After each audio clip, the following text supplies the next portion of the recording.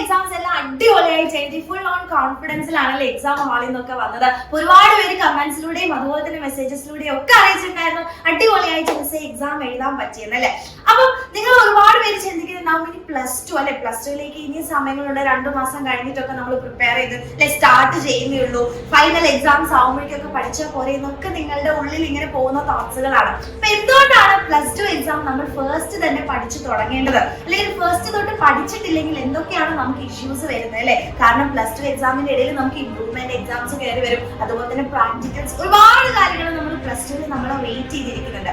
അപ്പൊ ആദ്യം തന്നെ അല്ലെങ്കിൽ +2ല് ആദ്യം തൊട്ട് ഫസ്റ്റ് തൊട്ട് എങ്ങനെയാണ് പഠിച്ചു തുടങ്ങേണ്ടത്, അല്ലെങ്കിൽ പഠിച്ചിട്ടില്ല അല്ലെങ്കിൽ നമ്മൾ സ്റ്റാർട്ട് ചെയ്തിട്ടില്ലെങ്കിൽ എന്താണ് പ്രശ്നം എന്നെല്ലാം എന്റെ മക്കൾക്ക് പറഞ്ഞു തരാൻ വേണ്ടി ഇന്ന് നമ്മുടെ ഫേവറേറ്റ് അലൻ സാറും വരുന്നുണ്ട് കൃത്യം 7:30 ലൈവ് ആയിട്ട്. അപ്പൊ നിങ്ങളുടെ എല്ലാ ഡൗട്ട്സുകളും +2ലേക്ക് എന്തെങ്കിലുമൊക്കെ ഡൗട്ട്സ് നിങ്ങളുടെ ഉള്ളിലുണ്ടെങ്കിൽ അതെല്ലാം ക്ലിയർ ചെയ്യാൻ വേണ്ടിയിട്ടാണ് ഈ ഒരു ലൈവ് ഉണ്ടാക്കിയ. അപ്പൊ മാക്സിമം ഫ്രണ്ട്സിനെ ഒക്കെ കൂട്ടിയിട്ട് മക്കളെ ഇന്ന് കൃത്യം 7:30 നമ്മുടെ ചാനലിലേക്ക് വരാം. നിങ്ങളുടെ എല്ലാ ഡൗട്ട്സും ഇന്ന് നമ്മുടെ അലൻ സാറും കംപ്ലീറ്റ് തീർത്ത് തരുന്നതായിരിക്കും.